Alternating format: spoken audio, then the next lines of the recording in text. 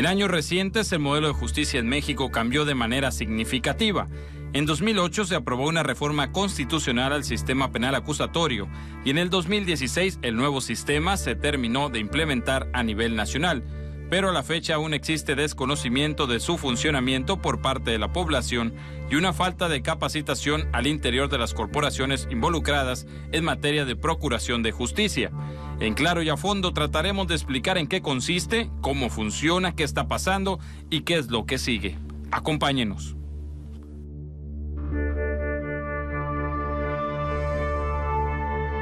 El nuevo sistema de justicia penal acusatorio y oral tiene como primer diferencia a la anterior es que se pasó de los expedientes a los juicios orales.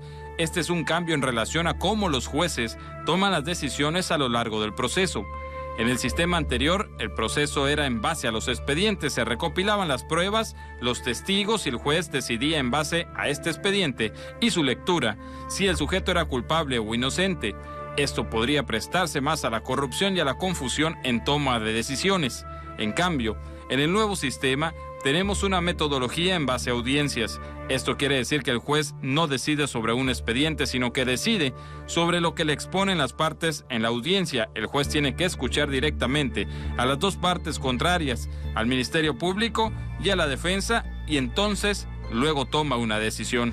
Como lo anterior estaba agotado en función de que no producía ninguna de las expectativas que se suponía debe cumplir un proceso, porque los procesos eran muy tardados y además había un alto grado de ineficiencia en cuanto a que uno de los aspectos más recurrentes era no solamente la dilación en el dictado de las sentencias, sino también el hecho de que muchas de las personas, y creo que este es el punto fundamental, de los imputados, no conocían a su juez. Esto es, era un proceso que se llevaba de manera opaca, de manera escrituraria completamente, y en la que el juez tenía un rol prácticamente sin exposición pública.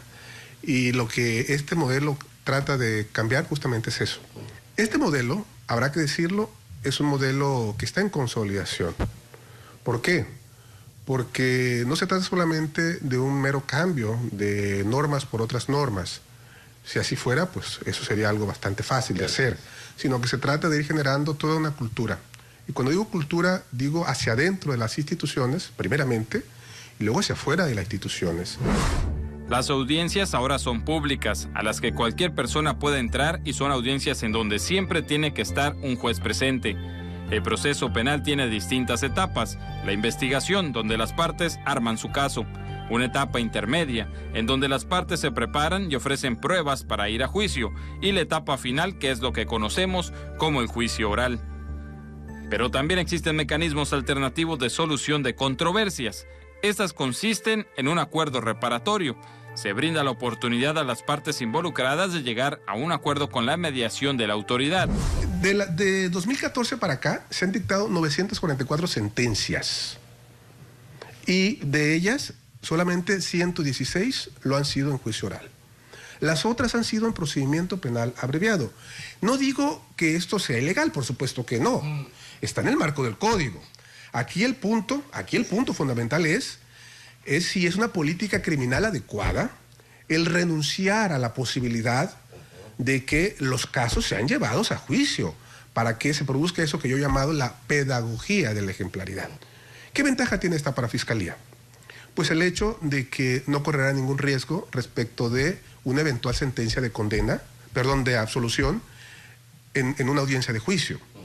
Pero yo me pregunto, ¿será política institucionalmente correcto acudir en todos los casos o en este altísimo número de casos a la salida anticipada que implica una negociación con el imputado?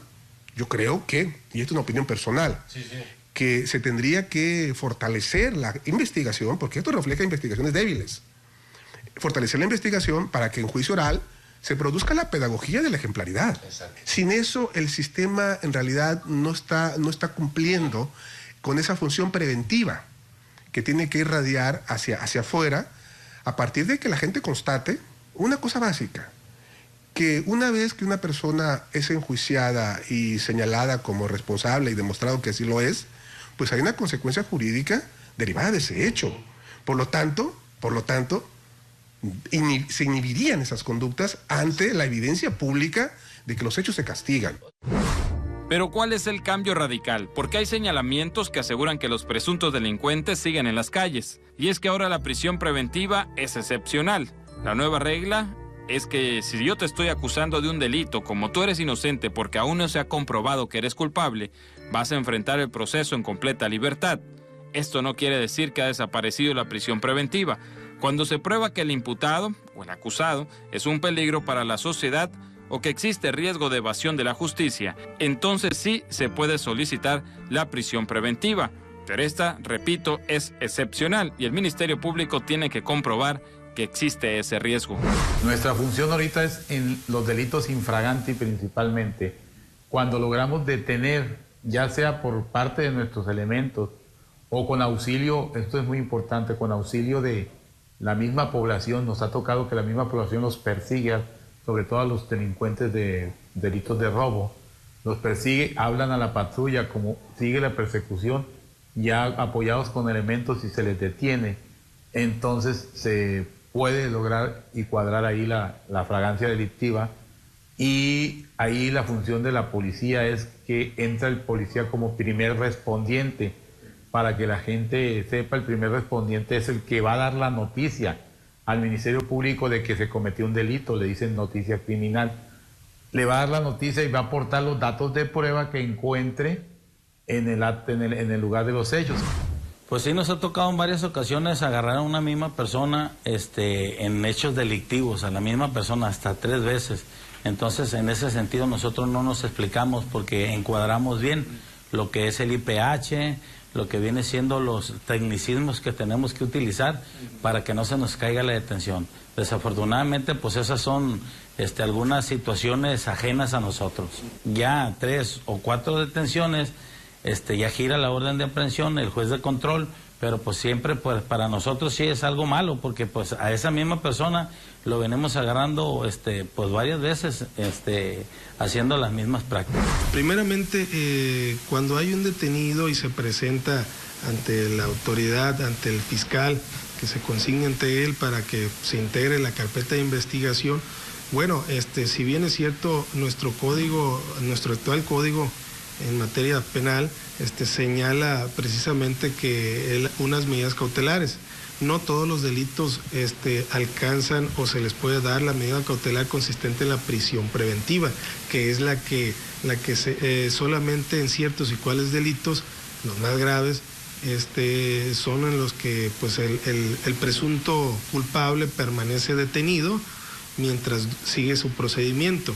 Las personas que así como llegan y se van aparentemente debieran de seguir, lo correcto es que siga el procedimiento.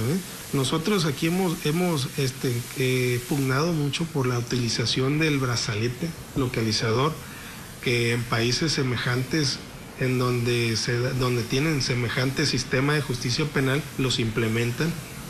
¿Por qué? Porque es una manera en que el reo no se va a fugar, no se va a ir, no se va a sustraer de la justicia. Ya las nuevas legislaturas tienen que buscar y ver también cómo etiquetar los recursos para que esto se pueda llevar a cabo, porque también entendemos, el nuevo sistema señala que una persona en libertad puede también esclarecer su culpabilidad o su inocencia. Aquí tenemos que dejar en claro que por varios días se buscó la entrevista con el vicefiscal de la zona sur de Sinaloa, Cruz Alejandro Flores, para pedirle información con relación al actuar de los ministerios públicos, a la supuesta falta de capacitación del personal, a la lentitud de los procesos, a la falta de personal, pero no lo conseguimos. Quedaron de avisarnos y hasta el momento seguimos a la espera. Este nuevo sistema de justicia penal, bien aplicado, traerá consigo importantes avances en la procuración de justicia. Sin embargo, aún falta mucho por hacer. Hay desconocimiento, impunidad y corrupción. Se consignaron a los jueces del Poder Judicial del Estado 57 casos de robo de vehículos. 57 casos de un universo No tengo la estadística precisa, pero... Sí, es de 1,000 y tantos. No, si asumimos la que se ventila en los medios, es superior a los 4,000 denuncias por robo de vehículo. Entonces, ahí la eficiencia es prácticamente cero. Entonces, ¿esto qué nos dice en clave de una lectura crítica de lo que está ocurriendo? Que ahí hay un espacio de oportunidad que claramente tiene que ser fortalecido.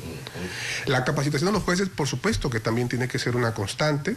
La profesionalización es uno de los ejes vertebrales. Así es.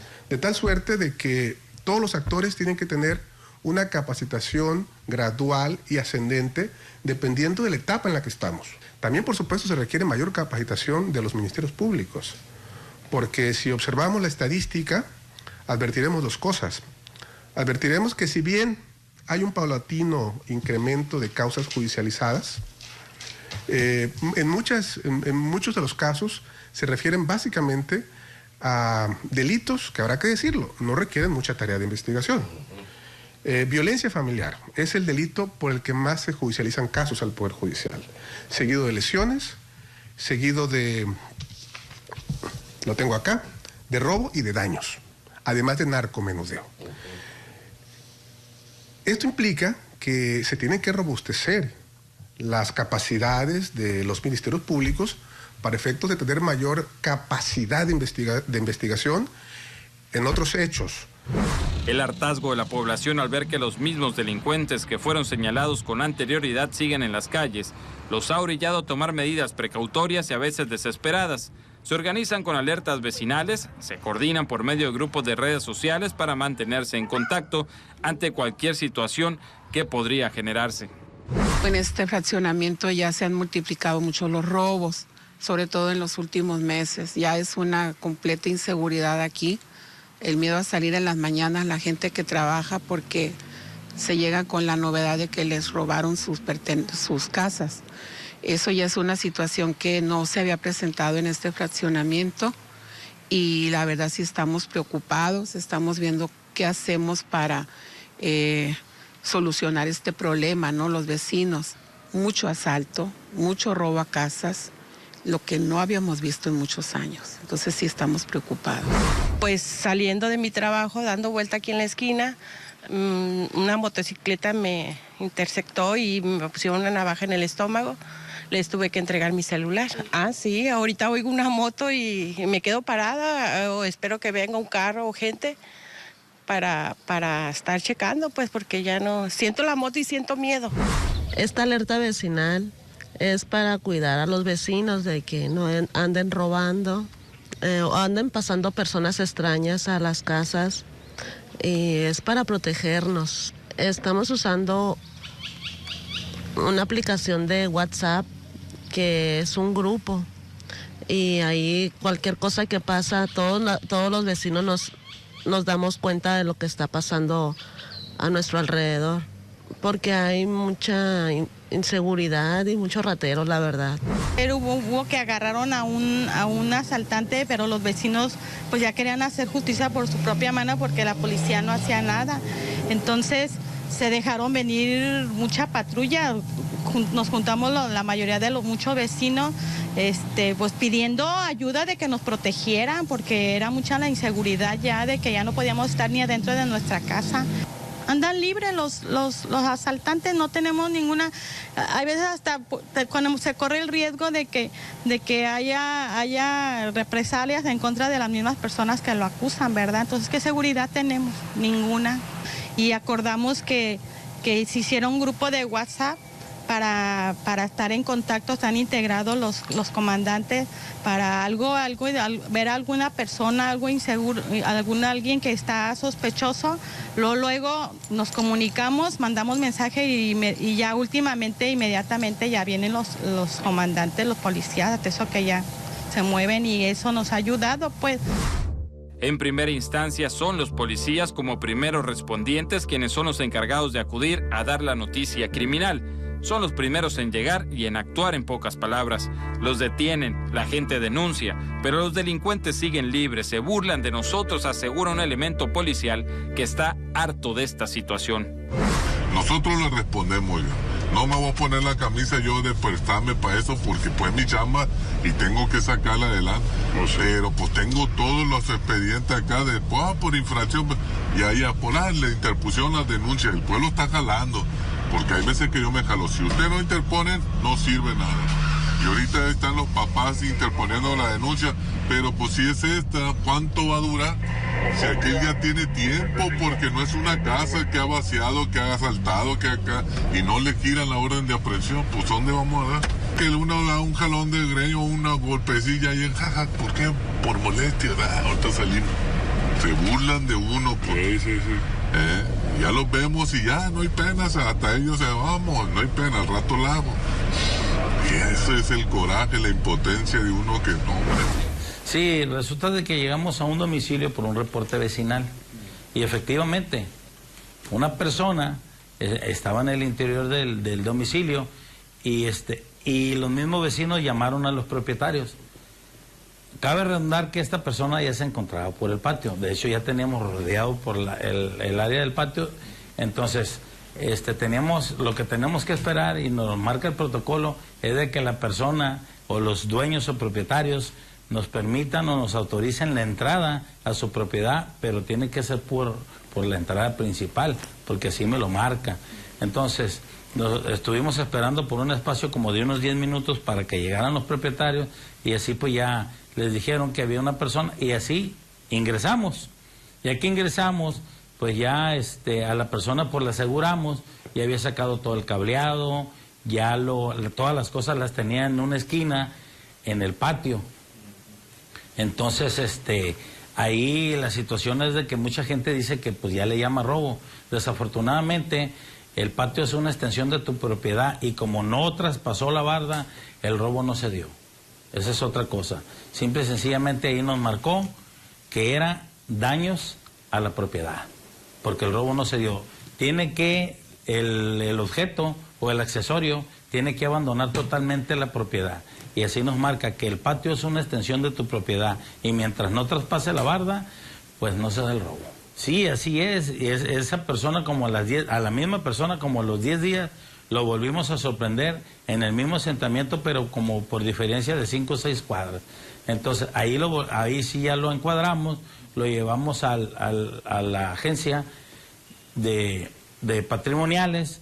Y 10 días después lo volvimos a ver en la calle. Entonces preguntamos nosotros al juez que cómo era, al MP, que cómo era posible esa situación. Él simple y sencillamente nos contestó de que el juez de control había tomado la decisión de pues darle a esta persona pues ahora sí me pareció un poco descabellado a mí darle un voto de confianza y dejarlo ir porque no había, ahora sí como dijo él, elementos suficientes probatorios para un delito constituido. Entonces, pues ahí, ¿cómo nos deja a nosotros? Se ha presentado el fenómeno de que los mismos justiciables señalan o no quieren seguir en la denuncia o continuar con la denuncia, pues argumentando que no quieren tener problemas con la persona y la autoridad se justifica en eso para ya no seguir adelante con el procedimiento. Pero aquí es donde tienen que hacer las estrategias correspondientes en la protección, en dar protección y también que salga adelante este procedimiento, porque si no vamos a caer en un caos social donde la gente va a querer hacer justicia por su propia mano. Entonces, ¿qué es lo que hace falta? Reforzar las estrategias de prevención, mayor capacitación de los elementos y sacar adelante algunas reformas o iniciativas que contemplen prisión preventiva. La senadora Imelda Castro informó que ya se trabaja en esto. Hemos reformado el artículo 19 de la Constitución para hacer sujetos de prisión preventiva también algunos delitos. Estamos ampliando el catálogo de delitos que ameritan prisión preventiva, en donde hemos incluido, por supuesto, el robo de combustible, la corrupción, robo a casa habitación, robo al transporte y otros delitos más que, por cierto, está en la Cámara de Diputados y ahorita ellos están viendo que a lo mejor le recortan algunos delitos al catálogo que le mandamos del Senado. pero el caso del robo a combustible y de corrupción no. Es decir, habrá prisión preventiva. Porque ¿qué ha pasado? Cuando hay acusados, con el sistema penal acusatorio, pues llegan, se les entrevista, casi son puras entrevistas, pues una detención, y nomás le dan la vuelta, ¿no?, a la puerta giratoria y se van. Entonces ahora todos estos delitos van a tener prisión preventiva, es decir, van a vivir el proceso detenidos o retenidos. Algunos elementos policiales incluso han optado por dejar ir a los delincuentes antes de presentarlos ante el Ministerio Público para evitar ser llamados a comparecer a los juicios orales. Quienes lo hacen es por desconocimiento, por falta de herramientas jurídicas. Nosotros criticábamos mucho en anteriores situaciones que veíamos muchos hallazgos, pero pocos detenidos. Es evidencia de que el policía no tenía la confianza, o ese es en el mejor de los casos, o bien un caso de corrupción, en donde simplemente se dejó libre a la persona que tenía esas, de las cuales fueron objeto del hallazgo, y pues no hubo detenidos. Que eso es lo que hemos estado criticando el gremio. Vaya, a mí me toca representar, pero es la voz que nos toca escuchar en las asambleas, y son las denuncias de parte de todos los miembros que conforman el colegio, y pues es la responsabilidad de un servidor hacerlo notar públicamente. En el nuevo sistema, por supuesto, un policía que ha participado en la detención de una persona en un supuesto de flagrancia o de caso urgente, pues claro que tiene que comparecer ante un juez como testigo, y tiene que ser, por supuesto, eventualmente sometido a las características de las obligaciones que tiene un testigo, o sea, ser interrogado y contrainterrogado. Muchos policías no están entrenados ni preparados para eso, y algunos incluso eso les genera un temor. Y si eso es así, pues a veces prefieren de alguna manera buscar un mecanismo para eludir, digamos, esta comparecencia, que puede ser justamente ese que se ha mencionado. Mejor no detengo. No sé cuántos casos hay así, pero inevitablemente los habrá, seguramente. Por lo tanto, hay que trabajar en capacitación, insisto, de policías, por supuesto de ministerios públicos, por supuesto de jueces. Nosotros estamos trabajando de manera interrumpida en capacitación de jueces. En esta nueva etapa estamos ya en temas mucho más sofisticados, que tienen que ver sobre todo con argumentación probatoria, que son temas ya más de segunda generación en la capacitación de jueces, de tal manera pues de que es una de las premisas para que lograr el éxito del sistema: la capacitación, la preparación, el monitoreo, para que una vez detectadas las disfunciones o las falencias se corrijan. Y para evitar que los policías prefieran dejar ir a los delincuentes por no tener las herramientas jurídicas para asistir a un juzgado, en el Instituto de Profesionalización de la Secretaría de Seguridad Pública se están capacitando. Sabemos en la actualidad que el paradigma de la policía o de las secretarías de seguridad pública, no solamente aquí en Mazatlán, sino en todo el interior de la República donde nos ha tocado estar, efectivamente es malo, pero en el sentido de la falta de preparación o una capacitación adecuada.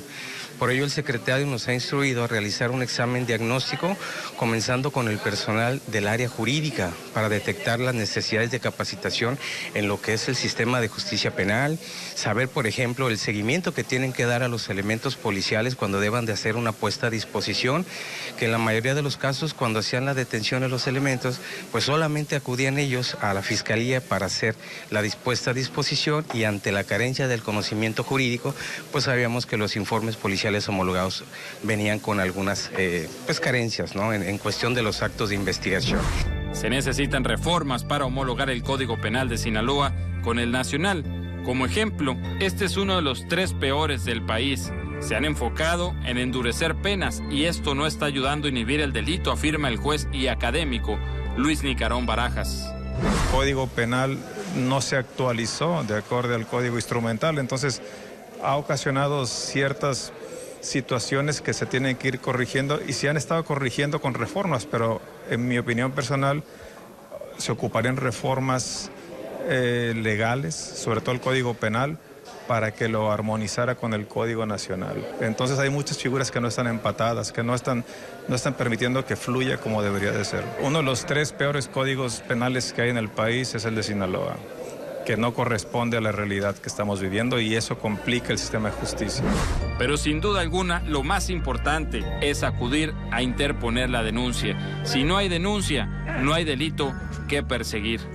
Que pues la gente tenga ahora que sí, la cultura de la denuncia, porque pues también es otro tema importante para nosotros, porque mucha gente, casi por la mayoría, no se quieren ver involucrados, para empezar, en vueltas. Y luego con el nuevo sistema, pues mucha gente queda decepcionada. Y vuelvo a repetir, es una situación de que para